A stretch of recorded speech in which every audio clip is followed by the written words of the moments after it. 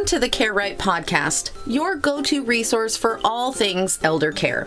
Guiding us through this journey is Annalee Kruger, the founder of Care Right Incorporated, and she has been steadfastly supporting families across the United States.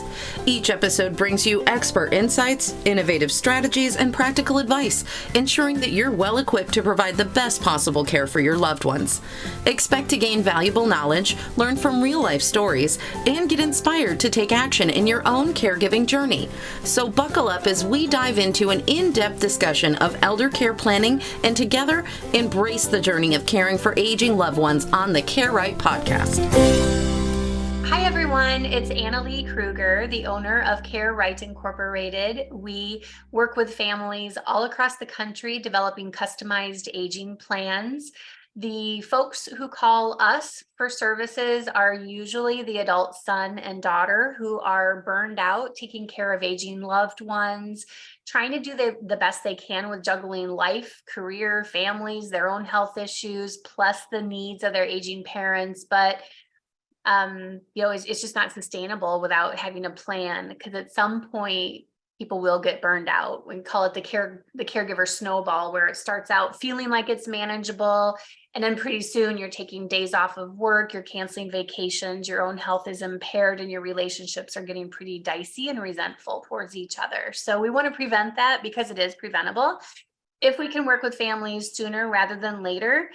To be able to sort out what are the options for care, what do they qualify for from a financial perspective, and what does that look like to age in place at home, feel like you're honoring your parents' wishes, but what's the plan if and when staying at home is no longer safe, feasible, or viable.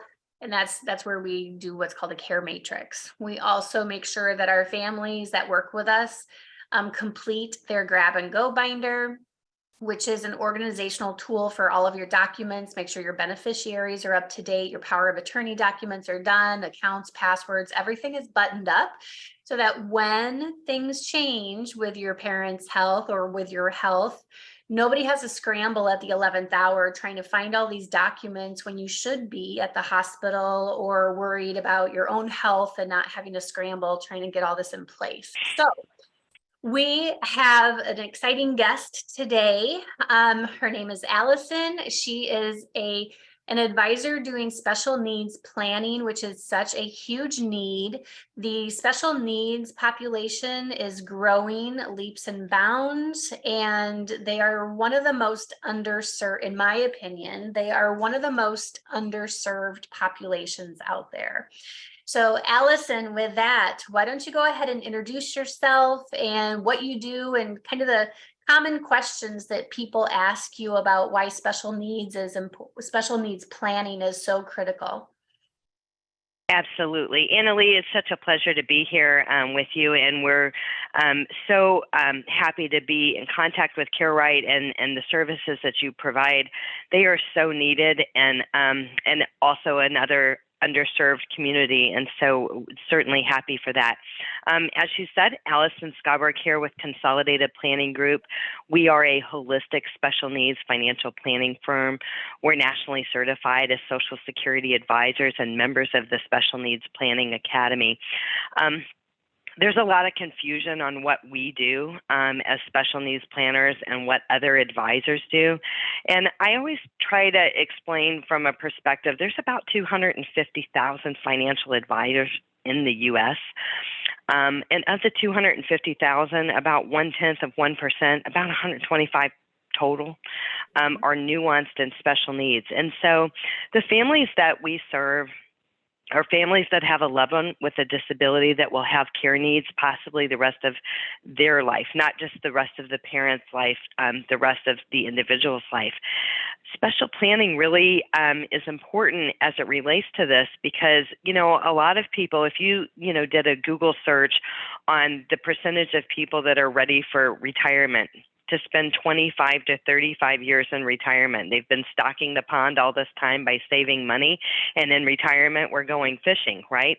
Well, you have 1 to 2 retirements. If you're in a married, relationship, there might be 2 retirements, and that's a big order to fill. But when we have a loved one with a disability that has care needs the rest of their life, it could be an additional 25 to 35 years beyond the parent's life. And quite honestly, we serve a lot of families that have more than one child in the family or more than one loved one with a disability. So when we talk about those specialized, planning, I kind of think of it from a perspective of like a doctor. Annalee, if you had a heart problem, you're not going to a podiatrist. You're not going to go to the foot doctor to get your heart work done. You're definitely not going to go to the PCP to get advice on the critical heart, right? We're going to go see a cardiologist. And when it comes to special needs planning, it's kind of the same thing. So you can go to an advisor.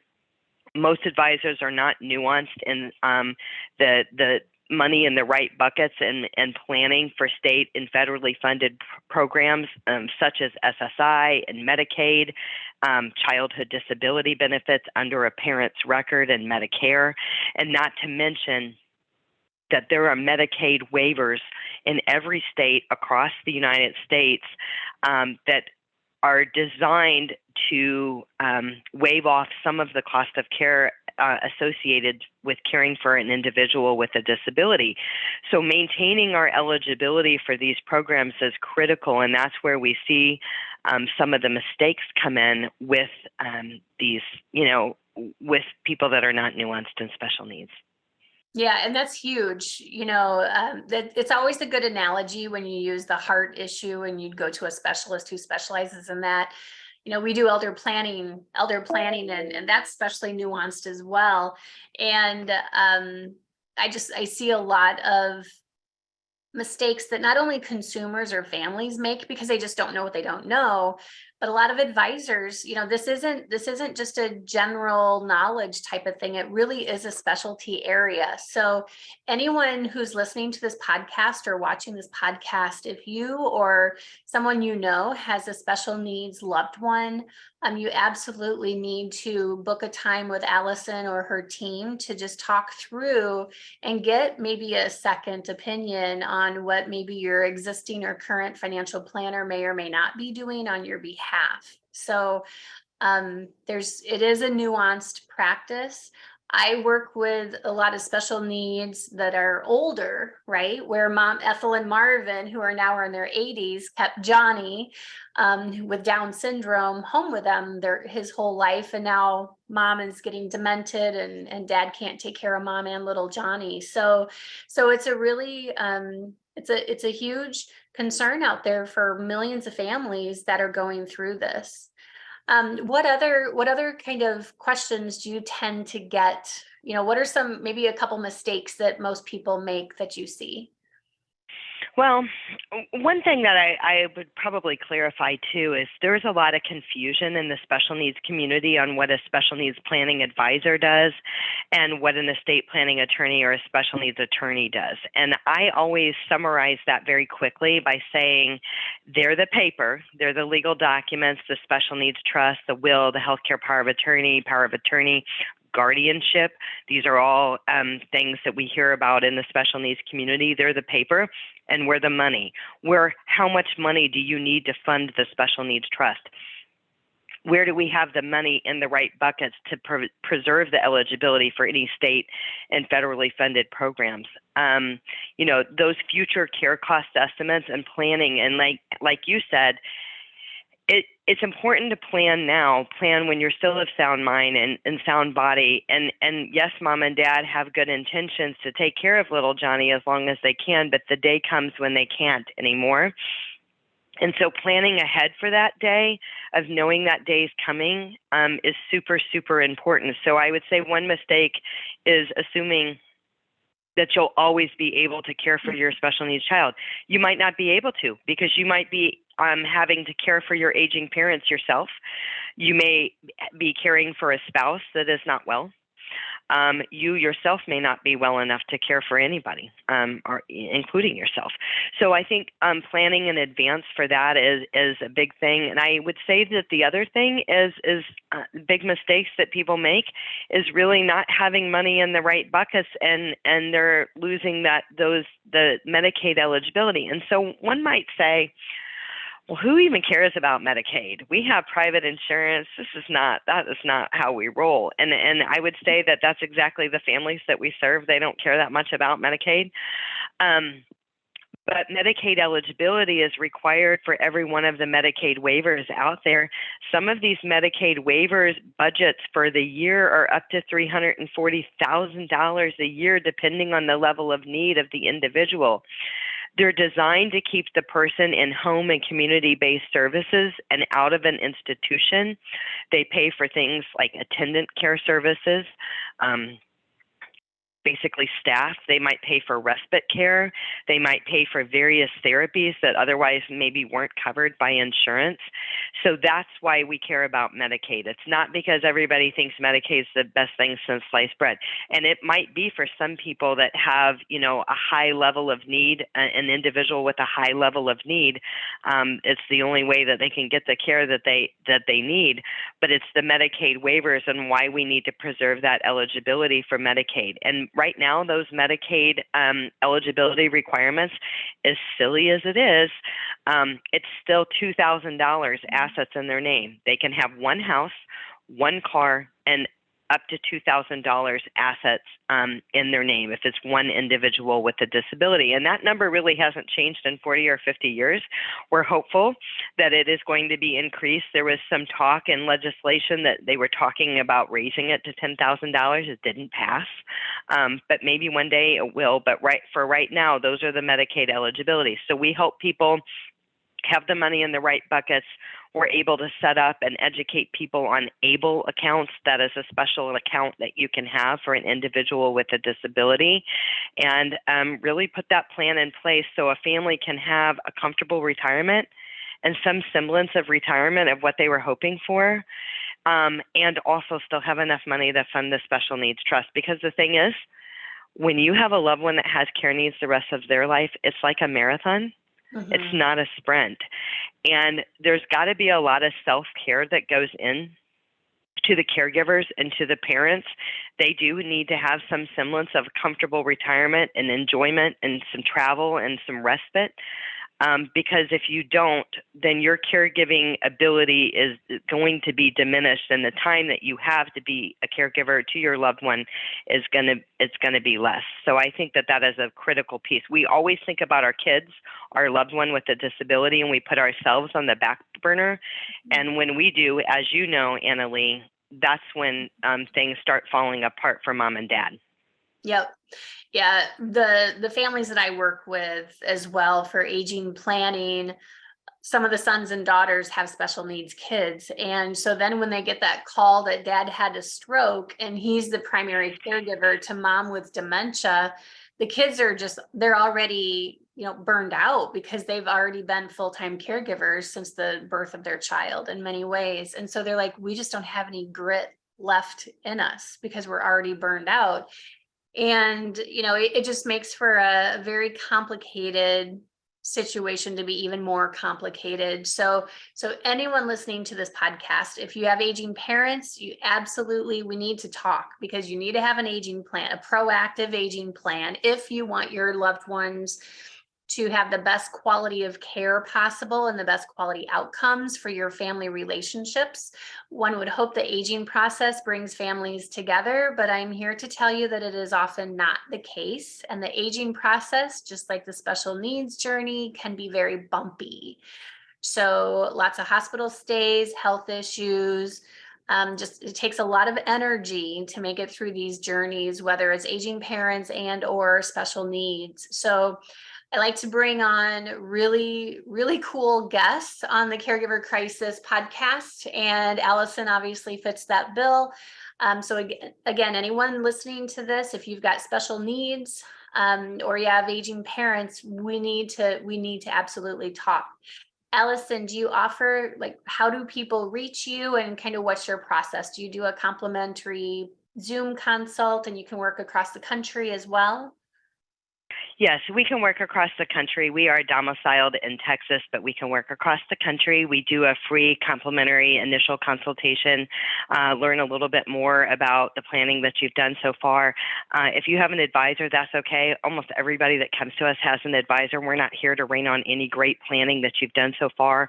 We're here to understand the planning that you've done so far, where you are in the process and where you need help, and have plans for that. So, and you can reach out to us at contact@cpgcares.net, and we will have our contact information out for everyone as well. Annalee, I just wanted to share a recent experience, kind of the own trail that I'm on with a family friend that we are the healthcare power of attorney for. What I would say is your planning is so critically important. These in and out hospital stays that you were talking about, when you have a loved one that can't go home, it's not safe for them to go home. They need 24-hour care. You know, there are caseworkers at the hospital, there's no doubt, and they put these referrals out, these feelers out for these skilled care facilities, also called SNF. And what comes back is not always ideal. So when you're working with somebody like Annalee in Care Right and having a plan in place, we know where we want to go in the event that we are being discharged from the hospital and we can't go home. There may be bed reservations. There may be other things going on that you can do, that you can plan this. We literally had a recommendation that we would discharge to an F-rated skilled nursing facility. Okay, well, no thanks.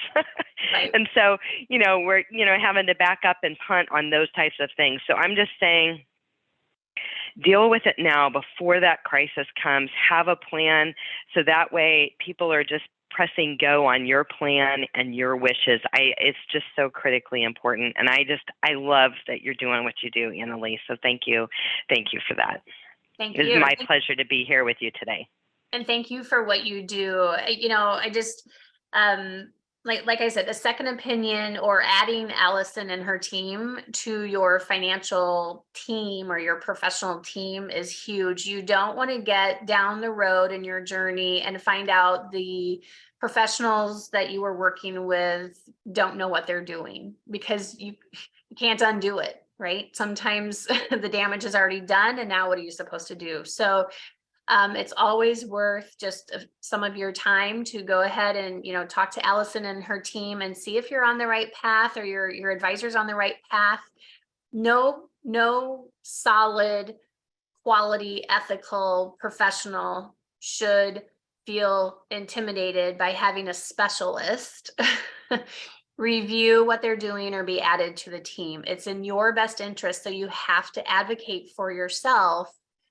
If you're in the shoes of having aging parents and or a special needs loved one. So you have to be a bold advocate, and that includes with the finances as well. You want to make sure that you're on the right path. So excellent. For sure. Very good. Any closing comment, or are you good? I am great. It's certainly my pleasure to be here with you today, and all of you listening. We certainly can help you. We really do call it a look under the hood. That second opinion, I think it's important. And quite honestly, those second opinions and their look under the hood was the difference.